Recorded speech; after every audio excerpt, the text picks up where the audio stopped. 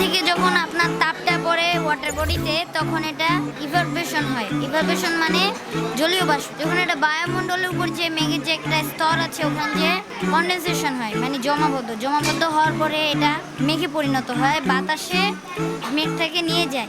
এই মেঘটা একটা মেঘের সাথে যখন ধাক্কা খায়, তখন রেইনিং হয়।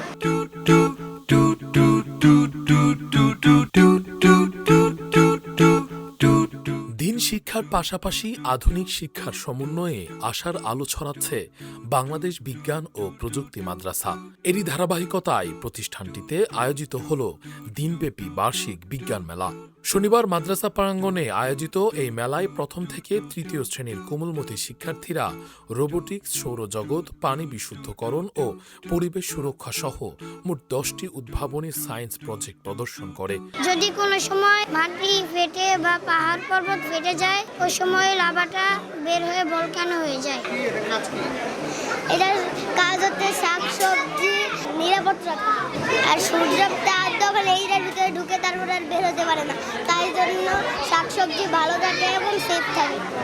এইটা ফিল্টারিং। এটার কাজ ময়লা পানি থেকে পরিষ্কার পানি করে। পাথর হলো বড় বড় ময়লা ধরে, তার চেয়ে অনেক ছোট ছোট ময়লা ধরে আর দুর্গন্ধ ধরে। আর তুলা বাকি যেগুলো ময়লা দুর্গন্ধ সব টেনে নেয়, তারপরে ফ্রেশ করে। ক্ষুদে বিজ্ঞানীদের এসব প্রযুক্তি নির্ভর প্রজেক্ট দেখতে অভিভাবক, শিক্ষক ও আমন্ত্রিত অতিথিদের উপচে পড়া ভিড় জমে।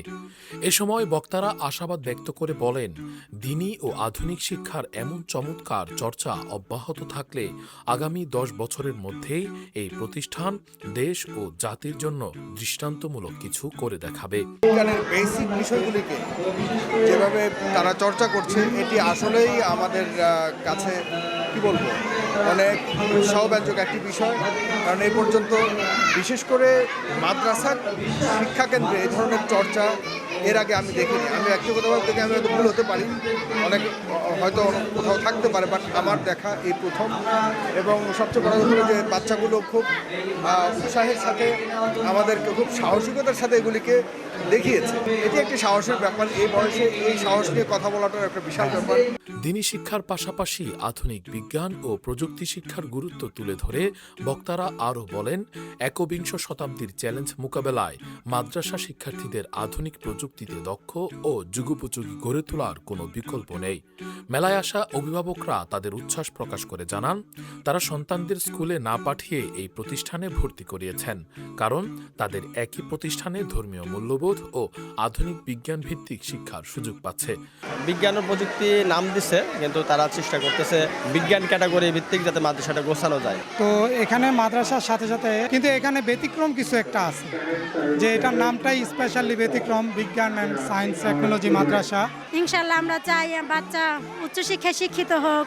এই এলাকাতে অন্য এরকম আর কোনো মাদ্রাসা নেই। যেহেতু এটার নাম দিয়েছে বাংলাদেশ বিজ্ঞান ও প্রযুক্তি বিশ্ববিদ্যালয়, এটা ওই রকমই যে আজকে যেমন সায়েন্স ফেয়ার অনুষ্ঠিত হচ্ছে, বাচ্চারা নতুন নতুন কিছু দেখছে, শিখছে।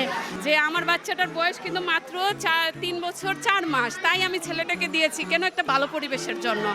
প্রতিষ্ঠানটির প্রতিষ্ঠাতা প্রিন্সিপাল মঈনুদ্দিন সরকার মাদানির সভাপতিত্বে প্রধান অতিথি ছিলেন তানজিমুল উম্মাহ ফাউন্ডেশনের চেয়ারম্যান মাওলানা হাবিবুল্লাহ মোহাম্মদ ইকবাল। বিশেষ অতিথি ছিলেন ফেজ দ্য পিপলের সম্পাদক সাইফুর রহমান সাগর সহ বিশিষ্ট মিডিয়া ব্যক্তিত্ব ও আমন্ত্রিত অতিথিবৃন্দ।